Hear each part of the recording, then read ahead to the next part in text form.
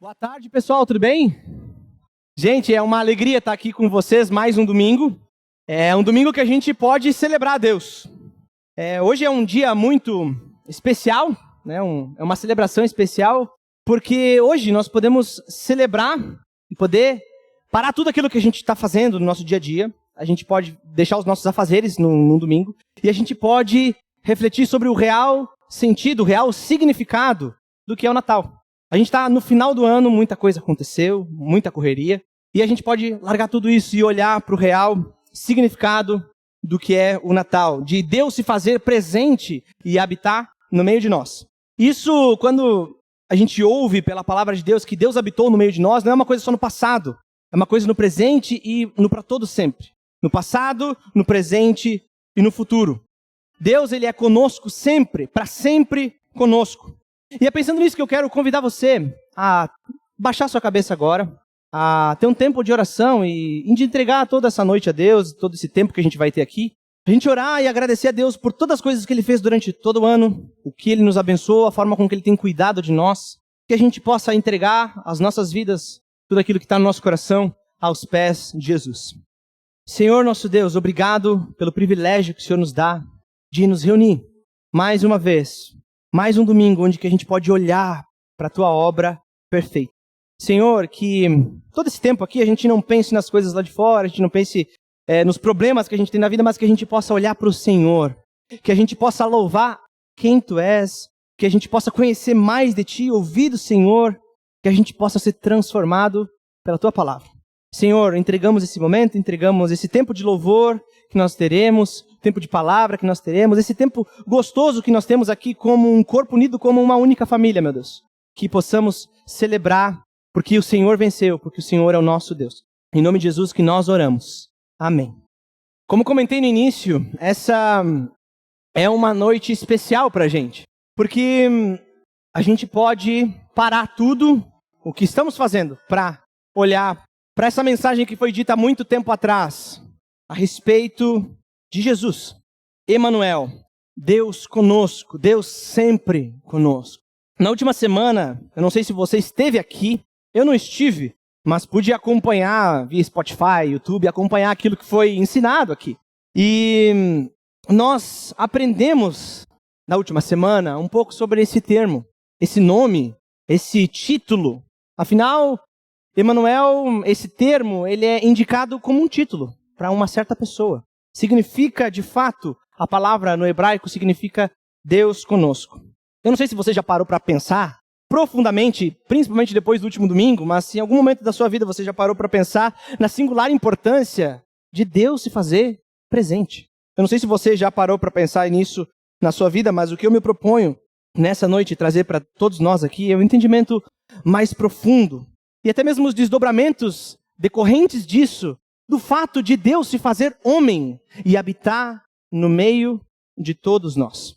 Só que, para isso, a gente precisa voltar um pouco no tempo. A gente precisa ir para o princípio. E aqui eu não estou dizendo do princípio de quando Jesus nasceu. A gente tem que voltar muito tempo antes. A gente tem que voltar para o princípio de todas as coisas, na criação. Lá onde que Deus criou os céus e a terra e tudo o que neles há. Deus criou os astros, Deus criou o sol, Deus criou a lua, Deus criou as estrelas, Deus criou os animais, Deus criou as plantas, mas Deus também criou de maneira especial o homem e a mulher. Nós aqui somos homens e mulheres. E por que eu digo que a gente foi criado de maneira especial? Porque, diferente de toda a criação, nós fomos criados à imagem e semelhança de Deus.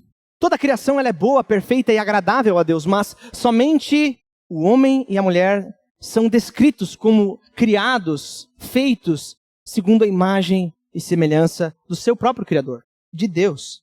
O homem e a mulher foram feitos de maneira especial, de maneira que eles podiam refletir a imagem como se fosse um espelho daquele que os criou. Deus criou eles bons, mas ao mesmo tempo Deus criou o homem e a mulher, Adão e Eva, de maneira livre. Livre para escolher conforme a sua própria natureza, boa e perfeita e agradável, e que agradava ao seu Criador, ou desagradar e desobedecer a sua própria natureza, desobedecer o Criador. Eles poderiam ir a favor da sua natureza, boa ou contra ela, se rebelando contra Deus, se rebelando contra o Criador. Só que nós sabemos o desfecho dessa história. Nós sabemos que Adão e Eva cederam à tentação. Nós sabemos que eles se rebelaram contra Deus e que, no fim das contas, eles foram condenados pelos seus pecados. Eles foram condenados pelos seus atos. Eles foram separados de Deus e eles foram destinados à morte. E isso tudo está descrito lá no capítulo 3 de Gênesis, o primeiro livro da Bíblia. A gente está falando, basicamente, do terceiro capítulo de toda a Bíblia. A Bíblia é um livro extenso, mas logo nos primeiros 3 capítulos nós vemos Deus criando todas as coisas. No capítulo 1, Deus criando o homem e a mulher, dando uma ordem expressa para eles. Mas no capítulo 3, nós vemos o homem e a mulher desobedecendo essa ordem, sendo separados de Deus, recebendo a justa sentença de Deus sobre o pecado que eles tinham cometido, sobre a sua rebeldia contra Deus.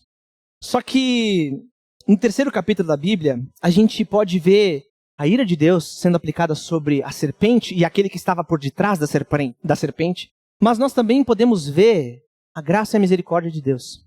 E eu quero convidar vocês a abrir a sua Bíblia, quem está com a Bíblia na mão, Gênesis capítulo 3, versículos 14 e 15. Quem não tem a Bíblia, pode ficar tranquilo, vai ser projetado aqui, para a gente acompanhar aquilo que Deus nos ensina em Gênesis 3. Logo depois do pecado de Adão e Eva. Se você tem a Bíblia na mão, fique com ela, porque a gente vai olhar vários versículos. E o capítulo 3, versículos 14 e 15 dizem assim: Então o Senhor Deus declarou à serpente: Uma vez que você fez isso, maldita é você entre todos os rebanhos domésticos e entre todos os animais selvagens. Sobre o seu ventre você rastejará e pó comerá todos os dias da sua vida. Nós não sabemos aqui como que era a serpente antes da queda, mas nós vemos a punição e nós sabemos como ela é hoje. Ela rasteja o seu ventre todos os dias da sua vida, ela come o pó da terra. E isso é um sinal de humilhação, punição de Deus, condenação de Deus. Mas atentem para o versículo 15, que diz assim: Porém, inimizade entre você e a mulher, entre a sua descendência e o descendente dela. Este ferirá a sua cabeça, e você lhe ferirá o calcanhar. Perceba que o que Deus está fazendo aqui não é simplesmente jogando palavras ao vento, sem propósito, sem sentido nenhum. Deus não está contando piada. Deus tem uma palavra com sentido e propósito. Deus está fazendo justiça. Deus está condenando, Deus está julgando as ações da serpente, as ações de Adão e as ações de Eva. Deus está julgando com justiça. Não com parcialidade, mas com justiça.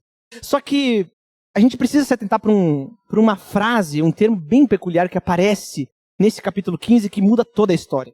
Vejam que no meio de tudo isso tem uma frase escolhida perfeitamente por Deus.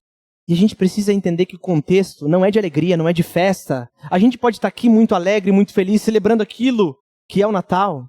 Mas esse momento aqui, desse texto, é um momento de dor e sofrimento. Deus está julgando, pessoas estão sendo julgadas e condenadas. Mas no meio disso tudo, no meio de um solo infértil, Deus faz brotar vida ali no meio. Deus faz uma breve e pequena promessa para aqueles que eram criados à sua imagem e semelhança. A serpente, ela tem a sua sentença, mas Adão e Eva, eles recebem misericórdia. Eles recebem esperança. Olha só, versículo 15, vamos ler de novo. Porém, inimizade entre você e a mulher. Ele está falando para a serpente. Mas olha só, entre a sua descendência e o descendente dela. Isso aqui pode passar despercebido, sim, pelos nossos olhares, e vai dizer assim: esse ferirá a sua cabeça e você lhe ferirá o calcanhar. E isso, a gente pode olhar para essa frase e dizer: poxa, mas vai ter alguém que vai pisar a cabeça de uma cobra e vai ser picado e a cobra vai morrer, né? A serpente vai morrer. Mas é algo muito além disso, porque Deus está falando para aquele que está por detrás da serpente. E Deus está falando para aquele que viria de Eva. Olhem só o texto, ele fala a sua descendência, e ele não fala a descendência dela, ele fala o descendente dela. É um só. Não é a descendência, vários, não, é o descendente. E isso é de fundamental importância para nós. E aí, quando nós cantamos a música Emanuel, nos primeiros estrofes é dito assim: profecia antiga se fez cumprir, e nossa esperança fez ressurgir. É exatamente isso. Aqui nós temos uma promessa, Deus dizendo aquilo que vai acontecer lá na frente. Nos 3 primeiros capítulos da Bíblia, nós vemos Deus dizendo uma coisa que vai acontecer 3 mil anos depois. Logo no início do relato bíblico, nós nos deparamos com essa profecia, com essa promessa, que um descendente de Eva vai pisar a cabeça da serpente. Só que essa profecia, essa promessa de Deus, ela ainda é embrionária. É a primeira vez que Deus está falando sobre isso para eles. Deus está falando, vai ter um descendente. E a gente sabe, como acontece numa gravidez, por exemplo, existe um embrião. Esse embrião vai se desenvolvendo, vai crescendo, vai ganhando forma, vai crescendo até o momento do seu nascimento. E aqui a gente está logo no início dessa promessa. Logo na primeira vez que Deus professou essas palavras. Só que quando a gente olha para o decorrer de toda a Bíblia, a gente vê como essa história a respeito desse descendente, ela vai ganhando mais cores. Vai ficando cada vez mais vívida essa história. A gente vai entendendo quem que é esse descendente prometido. A gente olha para a história de Adão e Eva, a gente vê exatamente esse texto. E aí imagine a cabeça de Adão e Eva quando eles têm seu primeiro filho. É esse o descendente. É esse que vai pisar a cabeça da serpente, vai nos libertar. Mas não. Os primeiros filhos, a gente sabe qual que é a história que acontece. Caim mata Abel. E aí não é dessa vez. E aí, então, eles têm novamente um outro filho chamado Sete. E aí a Bíblia vai tratar a descendência de Sete como os filhos de Deus e a descendência de Caim como os filhos dos homens. A Bíblia vai deixando uma linguagem figurativa, mas para a gente entender que é de Sete essa linhagem. A gente vai ver que o povo, que todo mundo que existia naquele momento, caiu em depravação e Deus quer acabar com todo mundo. Mas Deus se lembra da sua aliança. E Deus olha para Noé e a sua família e fala, vou preservar esse povo. Eu vou guardar eles da minha sentença, do meu justo julgamento. Todo mundo é alagado e fica só uma família. E dessa família vem filhos e filhos e filhos. A gente chega na história de Abraão, em Gênesis 12, ainda no início da Bíblia. E aí Deus promete para Abraão, fala, Abraão, sai da terra onde que tu tá. Vai para uma outra terra que eu vou te mostrar, que eu vou dar para vocês. E por meio de ti, Abraão, todos os povos da terra vão ser abençoados. Todos os povos da terra. Aí, opa, é através da linhagem de Abraão. E aí o filho da promessa é Isaac. O filho de Isaac é Jacó. Deus fala, é através de Jacó, que depois tem seu nome trocado para Israel. Israel tem 12 filhos, e por causa da fome eles vão para o Egito. Passam muito tempo lá, são escravizados, mas Deus se lembra da sua aliança, é o que o texto de Êxodo vai dizer. Eu me lembrei da minha aliança com o meu povo, e vou libertar eles. Tem aquele episódio do mar se abrindo, diante dos olhos de milhões de pessoas. Eles atravessam o mar a seco. Deus tem fazendo várias coisas e apontando para uma direção. No Sinai, depois que o mar se abre, eles estão lá, eles recebem a lei de Deus. Só que é um povo rebelde, é um povo que não gosta de obedecer a Deus, que prefere idolatrar outros deuses e várias vezes cai em idolatria. Mas Deus faz uma aliança com esse povo. Chega o momento que Deus fala, Moisés, eu vou mandar um anjo na frente desse povo, mas eu não vou junto. E aí Moisés, representante do povo, ele diz, Deus, se tu não for com a gente, não precisa a gente ir. Não manda um anjo, a gente quer o Senhor. E aí Deus permanece com aquele povo. O povo, então, conquista a terra, pede um rei como as outras nações, eles recebem um rei mau como Saul. Mas depois, Deus levanta um novo rei. Um rei, um homem que é chamado o homem segundo o coração de Deus. Davi. E aí Davi reina muito bem, busca a Deus, várias vezes pisa na bola. Mas ele busca a Deus, ele ama a Deus. E Deus faz uma promessa para Davi. Deus fala, Davi, vai ser o teu descendente. Vai ser o teu descendente. O governo nunca vai sair da tua linhagem. O teu reino vai durar eternamente em Jerusalém. E a gente sabe que Davi morreu. Seu filho Salomão morreu. Os outros descendentes morreram. Mas a linhagem foi seguindo adiante. Deus mantendo a sua promessa e cada vez afunilando mais, apontando mais para quem é esse descendente prometido lá atrás. E aí a gente chega num dos profetas, no profeta que fala mais sobre Jesus no Antigo Testamento. Naquele que vai falar sobre coisas que vão acontecer, mas muito tempo antes. E a gente chega em Isaías, capítulo 7. Isaías, um profeta de Deus que viveu por volta de 750 anos antes de Jesus. É muito tempo. Mas olha só o que Isaías está dizendo para o rei Acás, que é um descendente de Davi. Isso é muito importante. Isaías 7, versículos 13 e 14. Disse então Isaías, ouça agora, descendentes de Davi. Não basta abusarem da paciência dos homens, também vão abusar da paciência de Deus, do meu Deus. Por isso o Senhor mesmo dará a vocês um sinal. A virgem ficará grávida, dará luz a um filho e o chamará Emanuel. 750 anos antes, 700 e tantos anos antes de Jesus nascer. Veja que muita coisa se passou até o tempo de Isaías. Só que a gente tem que olhar para o contexto imediato. assim como lá em Gênesis, a gente precisa olhar para o que está acontecendo aqui. Porque a Bíblia ela é uma história como um todo, onde vários homens e mulheres escreveram essa história contando a respeito de quem é esse descendente. Aqueles que eles estavam esperando, várias pessoas estão relatando, olha, é isso que vai acontecer, é isso que vai acontecer. E é uma história una. Por mais que são várias pessoas, no decorrer de milhares de anos, é uma história só. E a gente chega em Isaías, a gente olha para isso e olha o contexto ali. O rei Acaz, que ele é o rei de Judá, ele está com medo. Está com medo porque ele vai ser atacado. O império, o reino de Israel, que era governado por Davi, ele foi dividido, ele foi quebrado em dois. Reino do norte, reino do sul. E esse reino do norte, ele apostatou da fé, ele abandonou, seguiu outros deuses, se misturou com outros povos. E ele se uniu com um povo chamado Síria. E eles se juntaram para atacar o reino do sul, onde tinham ficado duas tribos somente. Tribo de Benjamim e tribo de Judá, que era a tribo de Davi. E quem reinava era Acaz, descendente do próprio Davi. E aí Acaz está com medo, poxa, 2 reinos vão me atacar e vai acabar tudo. Eu vou morrer. E aí o que Acaz faz? Acaz se une com um outro povo chamado Assíria. Tem a Síria e a Assíria, que é um império, assim, perverso. Mas ele prefere se unir com esse povo para não morrer. E aí vem Isaías e diz assim, Acaz, não adianta tu se juntar com aquele povo, porque no final das contas aquele povo vai te atacar e vai te dizimar. Não vai sobrar pedra sobre pedra. Jerusalém vai ser destruída. Não adianta tu se unir com esse povo, porque vai acabar. Tu tem que confiar em mim. Deus está dizendo, confia em mim. Porque o que está em jogo aqui não é o reino, não é a vida de Acaz. O que está em jogo é a promessa de Deus. Porque se a linhagem de Davi acaba por ali, se não existe mais a tribo de Judá, vocês concordam comigo que a promessa de Deus em Gênesis 3, ela caiu por terra. Aquilo que Deus prometeu a Davi não valeu de nada. Quem é esse Deus que não consegue nem guardar suas promessas? Mas a gente pode olhar para esse texto e a gente pode aprender muita coisa. Porque isso tem muito a ver com Gênesis 3. Tem uma coisa chamada, na teologia, chamada de sensus, é difícil falar, é sensus plenior.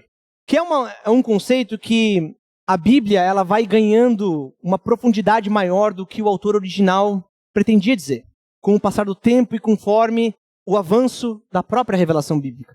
Ou seja, em Gênesis, o pessoal não sabia quem era lá na frente, quem era esse descendente.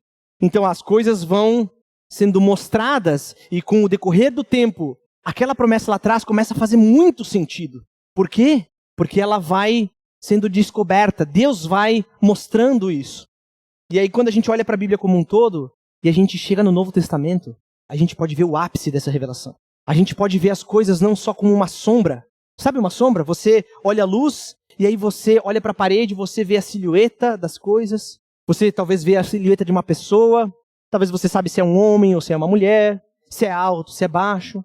Mas você não consegue descrever como é essa pessoa. Você não sabe como ela é, a sua personalidade. Não sabe como é que são os seus olhos, como é que é o seu nariz. Não consegue descrever, porque é uma sombra. Mas no progresso da revelação e da redenção, nós olhamos para o Novo Testamento e aí a gente olha e fala, agora eu não vejo mais uma sombra, eu vejo de fato quem é esse ser prometido lá atrás. Aquele embrião, aquela promessa embrionária foi dita por Deus rapidamente lá em Gênesis 3. Ela foi crescendo, ela foi tomando forma. Ainda não chegou no momento do nascimento. Só que nos nossos dias a gente tem o privilégio de, mesmo sem a criança nascer, a gente pode olhar no ultrassom e a gente pode ver várias coisas. Pode saber qual que é o peso, pode saber qual que é o tamanho, pode saber até a saúde do bebê. Os sinais eles vão ficando cada vez mais claros, eles vão batendo a porta, até o momento que é chegado o tão aguardado nascimento. A barriga da mãe já está estourando, mas muita coisa foi feita ali. Tudo foi checado, já foram feitos milhares de exames, até, normalmente essa tarefa fica com o pai, ele prepara aquele kit para levar na maternidade, tudo já está preparado, simplesmente aguardando o nascimento. Simplesmente acontecer. E essa é a linguagem bíblica, de um nascimento. A gente sabe que a partir da 36ª semana pode acontecer o nascimento a qualquer momento. O médico vai dizer, chegou na 36ª, olha, fica preparado, a qualquer momento vai nascer essa criança. Talvez vocês podem se preparar, pode até querer fazer uma cesárea, mas a partir desse momento, olha, vem de madrugada, vem ao meio-dia, pode ser a qualquer hora. E parece que olhando para a Bíblia, a gente vê o embrião lá no início, em Gênesis. A gente vê ele se desenvolvendo. Abraão, Isaac, Jacó, Moisés, a tribo de Judá, Davi. E quando chega Isaías, parece que Isaías vem para carimbar e dizer: gente, estamos na 36ª semana, pode acontecer a qualquer momento. Ele vem a qualquer hora. Fiquem atentos e preparados, porque ele está vindo, ele está chegando. Quanto menos vocês esperam. E é pensando nisso que eu queria convidar você a ter um tempinho de oração agora. E não individualmente, mas ora com a pessoa que está do seu lado. Tem um tempo de conversar com Deus, com as suas palavras.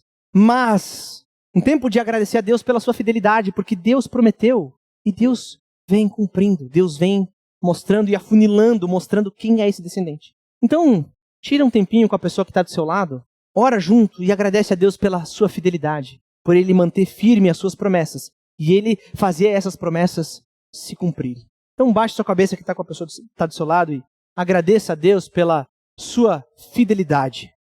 Obrigado, Senhor Jesus, porque o Senhor é fiel às tuas promessas. Obrigado, Senhor, porque a tua palavra não volta em vão. Obrigado, Deus, porque nós podemos olhar para as tuas promessas e podemos ver elas se cumprindo no decorrer da história. Não somente se cumprindo, mas o Senhor faz com que essas promessas aconteçam. O Senhor cuida do curso de toda a história, do princípio ao fim, porque o Senhor é o Alfa e é o Ômega. Senhor, que possamos repousar debaixo das tuas asas, porque aquilo que o Senhor prometeu, o Senhor há de cumprir. O Senhor já cumpriu. Senhor, que possamos sempre confiar na tua fidelidade, confiar que o Senhor não nos abandona, que o Senhor está para sempre conosco, agora e para toda a eternidade. Que possamos sempre louvar o Senhor, que sempre haja um cântico de alegria nos nossos lábios, em gratidão ao Senhor, por quem o Senhor é e porque o Senhor nos salva do nosso próprio pecado. O Senhor proveu uma saída, que possamos confiar nela, de todo o coração, de toda a alma e todo o entendimento. Em nome de Cristo Jesus que nós oramos. Amém. Bom a gente poder exaltar o nome de Deus. Afinal, Ele é exaltado na terra e nos céus. Hosana, aquele que vem em nome do Senhor. Se antes nós estávamos falando daquilo que ia acontecer, o Antigo Testamento, ele trata disso, da história de alguém prometido no início para resolver o problema do pecado. O Antigo Testamento inteiro é falando sobre quem é essa pessoa. Quem é esse tão aguardado Messias? E aí a gente olha para o Novo Testamento. E o Novo Testamento ele se propõe a explicar claramente quem é esse descendente prometido a Eva e a tantos outros no decorrer da história. Não é à toa que Mateus, discípulo de Jesus, um dos 12 apóstolos, quando ele vai escrever o seu evangelho e contar a respeito da vida de Jesus, no início do Novo Testamento nós temos 4 evangelhos, e um deles é o evangelho de Mateus. E Mateus, ele tem esse intuito de escrever para aqueles que já conhecem e já ouviram falar do Messias. Mateus está escrevendo, primeiramente, para um povo judeu. O povo que já ouviu falar das promessas de Deus, que é descendente de Abraão, que sabe quem é Davi e tudo mais. E Mateus vai escrever para esse povo, porque esse povo conhece as profecias, ele conhece as promessas de Deus. E em Mateus capítulo 1, logo no início desse evangelho, Mateus ele faz uma citação direta de Isaías 7, que nós acabamos de ler. Mateus 1, do 18 ao 25, vai dizer assim: foi assim o nascimento de Jesus Cristo. Maria, sua mãe, estava prometida em casamento a José, mas antes que se unissem, achou-se grávida pelo Espírito Santo. Por ser José, seu marido, um homem justo, e não querendo expô-la à desonra pública, pretendia anular o casamento secretamente. Mas depois de ter pensado nisso, apareceu-lhe um anjo do Senhor em um sonho e lhe disse: José, filho de Davi, não tema receber Maria como sua esposa, pois o que nela foi gerado procede do Espírito Santo. Ela dará luz a um filho, e você deverá dar-lhe o nome de Jesus, porque ele salvará o seu povo dos seus pecados. Tudo isso aconteceu para que se cumprisse o que o Senhor dissera pelo profeta: a virgem ficará grávida e dará luz a um filho, e o chamarão Emanuel, que significa Deus conosco. Ao acordar, José fez o que o anjo do Senhor lhe tinha ordenado e recebeu Maria como sua esposa. Mas não teve relações com ela enquanto ela não deu à luz um filho, e ele lhe pôs o nome de Jesus. Vejam só como o relato da Bíblia ele é conciso, porque Mateus está escrevendo muito tempo depois de Isaías, e ele está dizendo, olha, o que Isaías disse lá atrás, aconteceu no meio de nós, no meio do nosso povo. E aí a gente olha para os detalhes de Deus. Vejam que José, ele é de que tribo? Da tribo de Judá. Ele é descendente de quem? Ele é descendente de Davi. Maria, a mesma coisa. Aqui não descreve a genealogia dela, mas em um dos evangelhos vai ter a descrição da genealogia de Maria. E ela também é descendente do mesmo Davi. Olha só, as coisas estão afunilando. Aquela promessa que era tão ampla lá atrás, ela começou a afunilar e começou a apontar para uma pessoa em específico. Aquele que nasceu da Virgem, aquele que recebeu o nome de Jesus e que foi chamado Emanuel, que significa Deus conosco. Agora, mais do que nunca, e aqui fica muito fácil a gente olhar para esse exemplo, a Bíblia ela pega todo o holofote e ela joga para Jesus. O Novo Testamento é isso. Tudo aquilo que foi prometido, agora olhem, está personificado na pessoa de Jesus Cristo. Aqui a gente tem várias luzes, e talvez algumas delas vão apontar para mim, mas o holofote de Deus no Novo Testamento é apontar para Jesus de Nazaré. Aquele que foi chamado por João Batista de o Cordeiro de Deus que tira o pecado do mundo. O homem Deus, o Filho unigênito, Emanuel, Deus conosco. E não é só Mateus que está dizendo isso. Outro apóstolo e outro discípulo de Jesus, conhecido como João, no seu evangelho, ele começa de maneira um pouco distinta dos outros evangelhos. Porque os outros evangelhos estão mais preocupados em falar, Jesus veio dessa linhagem, Jesus nasceu assim. Mas João, ele não está escrevendo para uma mente judaica. Ele está escrevendo para um povo helenizado pela cultura grega. E aí a filosofia impera nesse lugar. E João, então ele vai usar muito dos artifícios da filosofia para explicar quem é Jesus. E olha só o que João vai dizer em João, capítulo 1, versículos de 1 a 14. Aqui é algo tão explícito a respeito da pessoa de Jesus, que a gente poderia ler e parar. Já é o suficiente. Mas olha só, João, capítulo 1, versículos de 1 a 14. E diz assim, no princípio, aquele que era a palavra. No princípio, era aquele que é a palavra. Ele estava com Deus e era Deus. Ele estava com Deus no princípio. Todas as coisas foram feitas por intermédio dele. E sem ele, nada do que existe teria sido feito. Nele estava a vida, e esta era a luz dos homens. A luz brilha nas trevas, e as trevas não a derrotam. Surgiu um homem enviado por Deus, chamado João. Ele veio como testemunha para testificar acerca da luz, a fim de que por meio dele todos os homens crescem. Ele próprio não era a luz, mas veio como testemunha da luz. Estava chegando ao mundo a verdadeira luz, que ilumina todos os homens. Aquele que é a palavra estava no mundo, e o mundo foi feito por intermédio dele, mas o mundo não o reconheceu. Veio para o que era seu, mas os seus não o receberam. Contudo, aos que receberam, aos que creram em seu nome, deu-lhes o direito de se tornarem filhos de Deus, os quais não nasceram de descendência natural, nem pela vontade da carne, nem pela vontade de algum homem, mas nasceram de Deus. Aquele que é a palavra tornou-se carne e viveu entre nós. Vimos a sua glória, glória como do unigênito vindo do Pai, cheio de graça e de verdade. E aí a gente olha para esse texto, a gente se lembra da música que nós cantamos aqui, Emanuel. Segunda estrofe, a segunda volta da música, ela vai dizer, Verbo em carne entre nós habitou, em verdade e graça ele se revelou. O Filho unigênito vimos a sua glória e o seu esplendor. Perceba que tem um andamento na história e a música ela está simplesmente contando isso para nós. E a grande maravilha de tudo isso é porque, mediante ao cumprimento dessa promessa, nós não precisamos mais ter medo, nós não precisamos mais temer nada. Porque, como diz o versículo 12, aos que o receberam e creram em seu nome, podem confiar e ter a verdadeira confiança, porque eles receberam o direito de se tornarem filhos de Deus. Não é a todo mundo, não é todo aquele que nasce, mas aquele que crê em Jesus. Não é aquele que faz isso ou aquilo, que deixa de fazer isso ou aquilo, mas é aquele que crê em Jesus Cristo.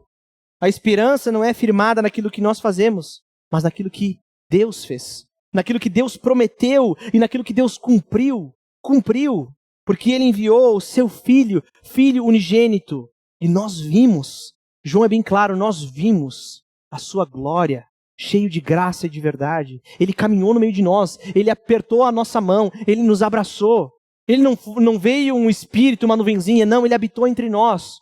O escritor da história, Ele se fez um personagem e habitou no meio da história. Você consegue parar para pensar nisso?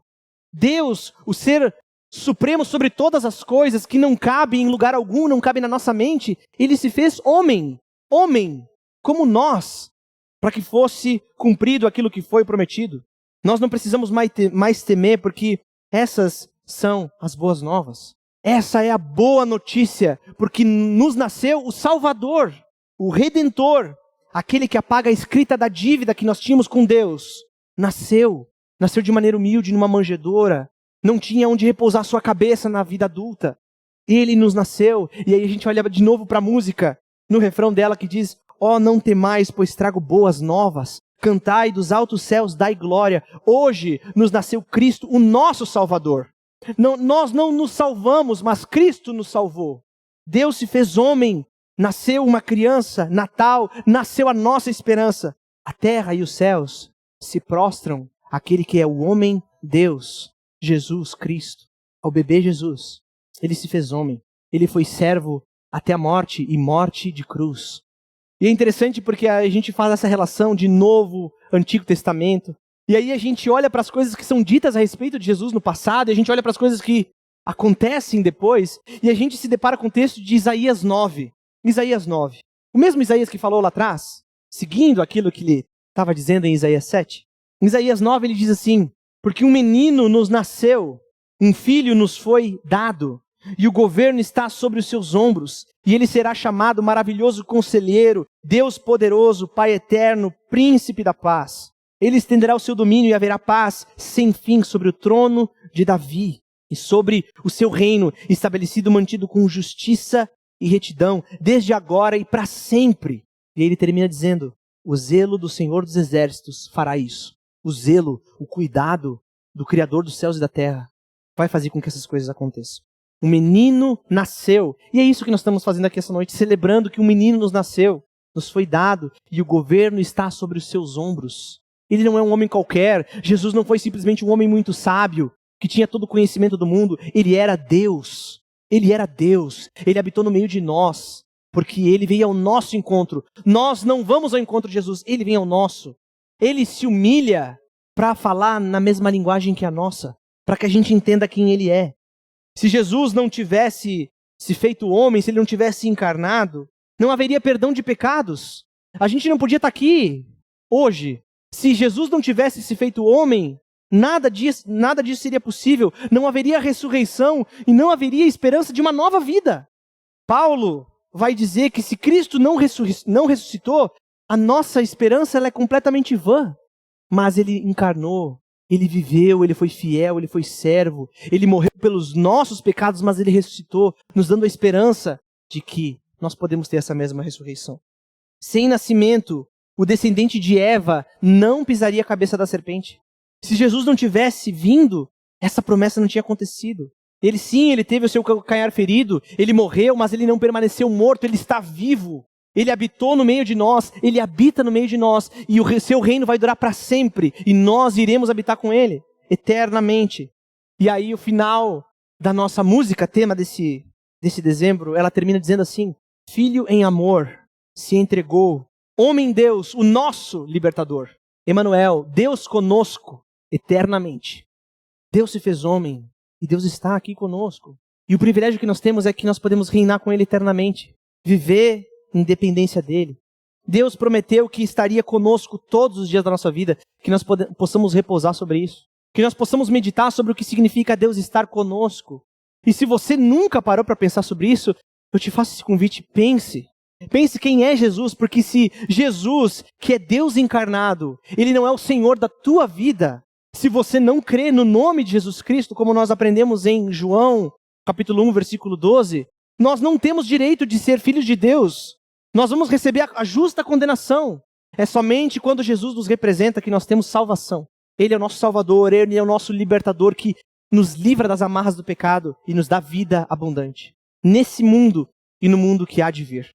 E nas próprias palavras desse descendente, eu quero terminar essa mensagem, que Jesus, depois de ter morrido, depois de ter ressuscitado e dito para aqueles que andavam com Ele que Ele era a verdadeira esperança, nas últimas palavras de Jesus, no seu último discurso aos seus discípulos amados, Jesus diz em Mateus 28, versículos 16 a 20, ele diz assim: os 11 discípulos foram para Galiléia, para o monte que Jesus lhes indicara. Quando o viram, o adoraram, mas alguns duvidaram. Então Jesus aproximou-se deles e disse: foi-me dada toda a autoridade nos céus e na terra. Portanto, vão e façam discípulos de todas as nações, batizando-os em nome do Pai, do Filho e do Espírito Santo, ensinando-os a obedecer a tudo que eu lhes ordenei. E aí, Jesus diz: e eu estarei com vocês até o fim dos tempos. A promessa continua. Ele habitou no meio de nós e Ele vai habitar eternamente conosco, para sempre conosco. Que possamos repousar sobre as asas de Deus, confiando que Jesus é o nosso representante, confiando que não há nada de bom em nós, mas que em Jesus nós temos verdadeira esperança, nós temos salvação dos nossos pecados, porque nós pecamos com Adão e Eva, mas em Jesus nós temos redenção. Então eu quero convidar você a abaixar sua cabeça novamente e a orar a Deus, porque as promessas de Deus se cumpriram, mas ao mesmo tempo Ele fez novas promessas e nós podemos descansar nessas promessas. Senhor nosso Deus, obrigado porque nós temos verdadeira esperança em Jesus Cristo. Obrigado, meu Deus, porque nós podemos olhar para a Tua obra perfeita desde a fundação do mundo e nós podemos confiar que o Senhor é fiel. O Senhor é fiel à Tua palavra. Senhor, que a nossa esperança não esteja nas nossas ações, não esteja nas nossas posses, em quem nós somos, mas que a nossa esperança esteja no verdadeiro Filho de Deus, no Filho unigênito de Deus, que tira o pecado do mundo, o Senhor e Salvador Jesus Cristo. Que possamos confiar, que possamos celebrar, nos alegrar e cantar todos os dias da nossa vida, dizer aos quatro cantos desse mundo que o Senhor é Deus conosco, que o Senhor habita em nós, que o Senhor viveu no meio de nós e que o Senhor está nos preparando o lugar para que possamos viver eternamente contigo. Meu Deus, cuida de nós, que a Tua alegria, que a alegria da Tua vinda seja algo que motiva os nossos corações. Nós oramos e agradecemos no nome do descendente de Eva, no descendente de Abraão, que veio da tribo de Judá, o leão da tribo de Judá, a raiz de Davi. Nós oramos no nome de Jesus Cristo, o nosso Senhor e Salvador. Amém.